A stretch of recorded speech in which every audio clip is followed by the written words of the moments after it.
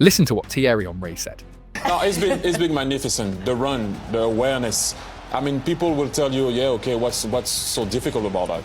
Is some people don't see sometimes what's happening on the field, and his head was always up.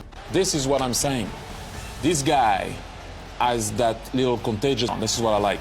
Okay, I see space, I see grass. Okay, let me go in there. What about now? Can I beat you to the spot? Yeah, I beat you to the spot. If you touch me, it's a penalty. But his awareness, strength, and yes, you can be cocky. When you play like that, you can be cocky. Yes, you can sometimes. He delivered against Liverpool. And like I said, it's contagious. It's been there for, a minute? Obviously, I'm going far with that one. But the Napoli fans love him because he plays with his heart, he has skills, but he brings something different. Henry has warned us about this Georgian guy, but nobody even noticed. What do you think about Khvicha Kvaratskhelia? I was looking at him and I can say who's gonna sign this player will sign one of the best talents around. One of the best talents around. I was impressed by this player. Those words from Henry are not for fun. Kvaratskhelia is a real beast this season. Kvaratskhelia, le double contact! Que c'est soyeux de la part de Khvicha Kvaratskhelia qui s'offre un doublé! I know, his name is hard to read, but it would be a lot harder to face him when he is with the ball. Kvaratskhelia, ahí está, Kvaratskhelia! Best player in the Champions League this season? Mbappé, Declan Rice, or Dembélé, the one who just won the Ballon d'Or? No, it has to be Kvaratskhelia. He was phenomenal. For what you want from him and what you want to see him do, phenomenal. Like, we've had this conversation before, and there's a difference between a dribbler and a regular attacking or front three player. Kvara is special. Like, let everyone know now, watching him play, if you get the opportunity to watch him play, he is special. Enjoy it, because players like him do not come around. He's in his best form. Literally no one can stop him right now. Not Chelsea, not Liverpool, and not even Bayern Munich. Kvaratskhelia has ruined his career by moving to PSG.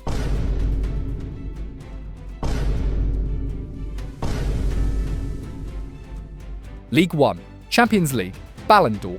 It all feels like a destiny already written. Who would dare stand up and challenge that fate? You have to show them that you are really Kvaradonas. 35 matches, 21 goals, 10 assists, 31 goal contributions from a winger, not a striker.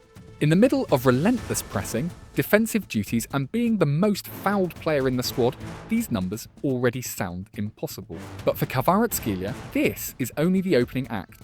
And if you think that's enough, then look at the absolute insanity he produced in the Champions League. 10 goals, 6 assists, 16 goal contributions in the Champions League. PSG all-time single-season Champions League record officially has a new owner, and the man he surpassed was none other than Dembélé, the reigning Ballon d'Or winner himself.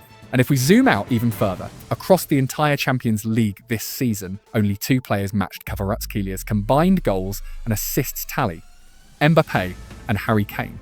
And you already know the funniest part, both of them are already out of the competition. Kvaratskhelia is my guy, man. I love Khvicha so much. I think he's the best big game player in the world right now.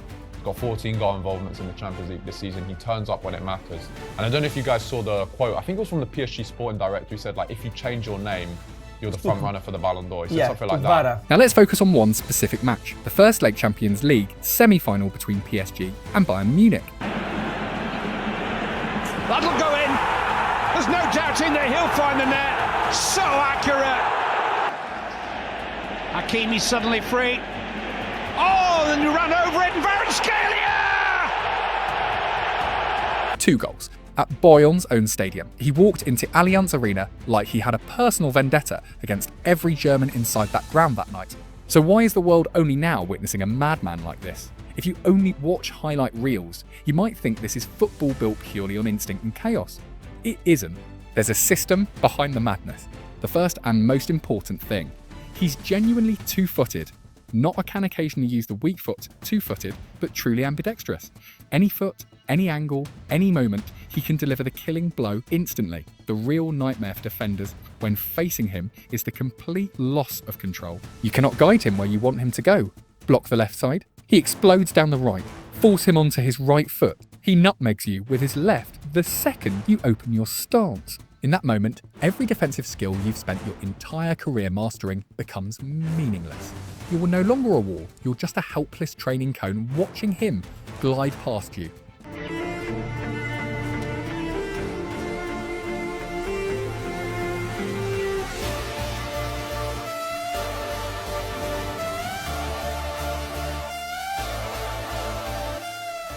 One underrated but brutally lethal detail. His first 3 steps. Kvara might not be the fastest player over 60 metres, but he doesn't need to be. What we're talking about here is pure explosiveness. The ability to go from 0 to 100 in just 2 touches. That's the exact moment he kills you. By the time your nervous system realises he's gone, congratulations, he's already inside the penalty box. Mourinho beaten to it.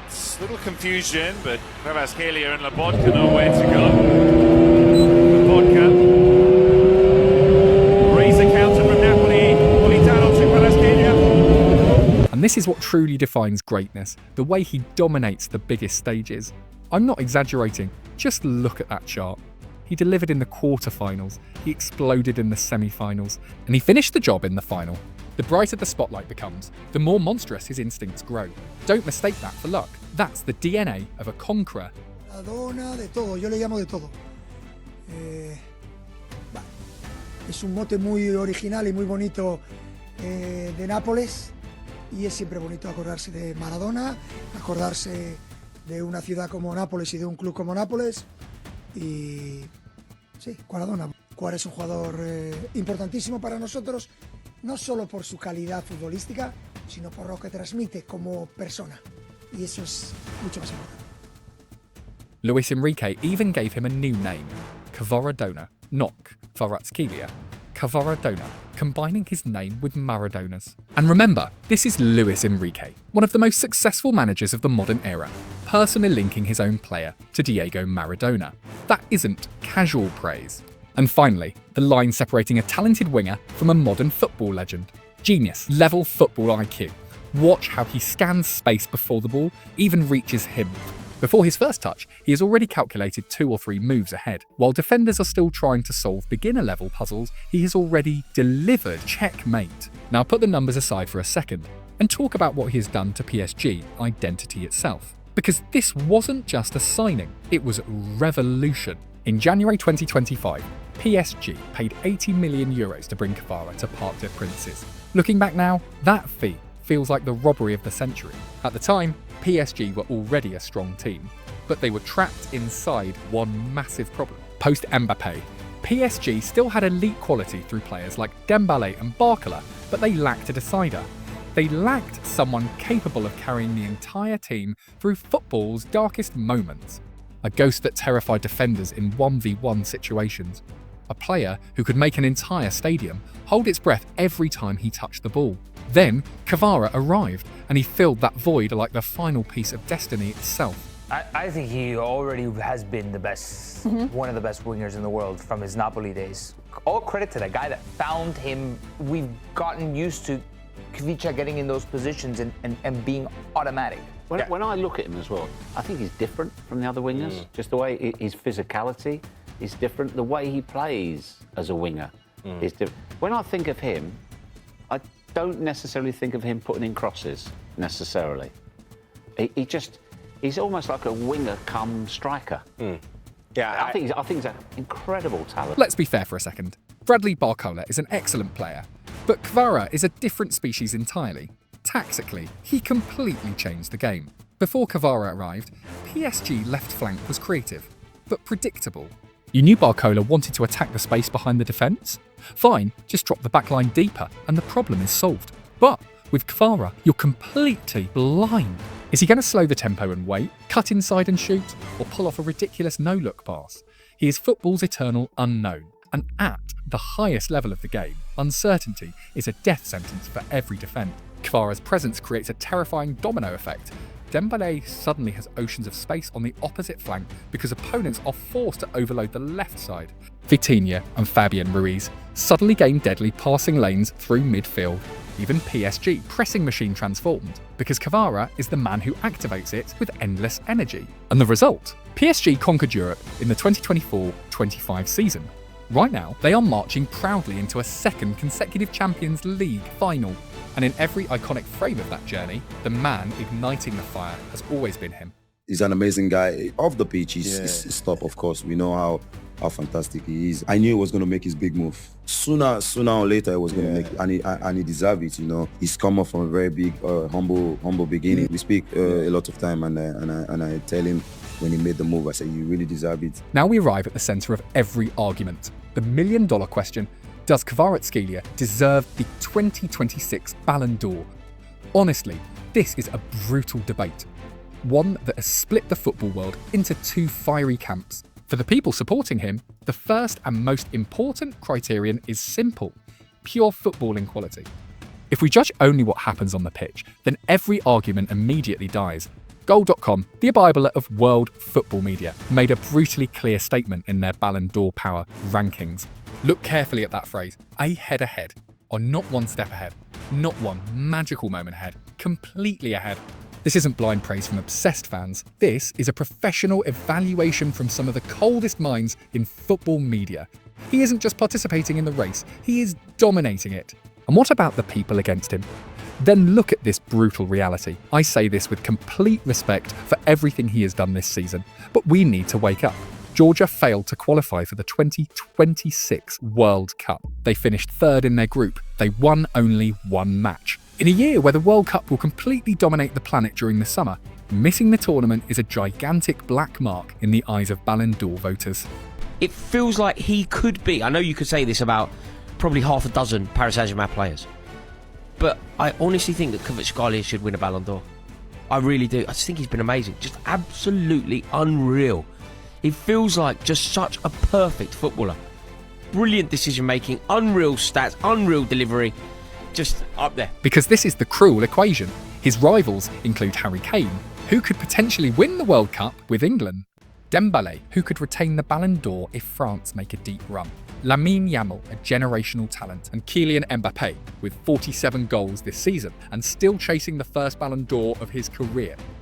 What do they all have in common? Every single one of them will shine at the World Cup. Meanwhile, Kvara will be sitting at home watching them through a television screen. So does Kvaratskhelia deserve it? Yes, absolutely yes. If we judge purely based on footballing quality at the highest level, then end the debate right here. If the award were handed out today, he would win it. No discussion needed. He stands on top of the football world, not because the media manufactured hype around him, but because of what he has done with a football on suffocating Champions League nights. But life, and especially the Ballon d'Or, never works that simply. Kvara is playing football like a god, but he carries the passport of a small nation. Georgia, missing the World Cup, hangs over him like a suspended execution. It is absurd that we could potentially deny the award to a player who scored in the quarter-finals, semi-finals and Champions League final, simply because he unfortunately was not born in Paris, London or Madrid. If Kvara loses the Ballon d'Or, then it is not his failure. It is the failure of the voting system itself. On one side, you have Kvara, a man rewriting the definition of domination. On the other side, you have players waiting to inhale World Cup spotlight in order to cover the gaps in their club seasons. If Kvara takes PSG to the top of Europe once again, scores in another Champions League final once again, and still loses the Ballon d'Or race, then sorry, we are no longer searching for the best player in the world. We are simply searching for the player with the most powerful passport of the summer. And that, ladies and gentlemen, is the greatest tragedy of modern football. No matter whose name is engraved on the Ballon d'Or this year, remember this forever. What Kvaratskhelia is producing right now is legacy. At 25 years old, he already has a Scudetto with Napoli. He has already lifted the Champions League with PSG. He didn't just appear in the final, he scored in it. And now, he stands on the edge of history with a second consecutive Champions League final, after already smashing this club's European records into pieces. It is time to stop using phrases like young talent or promising star. Throw those labels away. Kvara is no longer the forecast. He is the storm itself. He is the main event, the centrepiece, the harshest reality every defence in Europe must now face. And if you are missing Kvara right now, then you are missing the best player in Europe today. Period. I said what I said.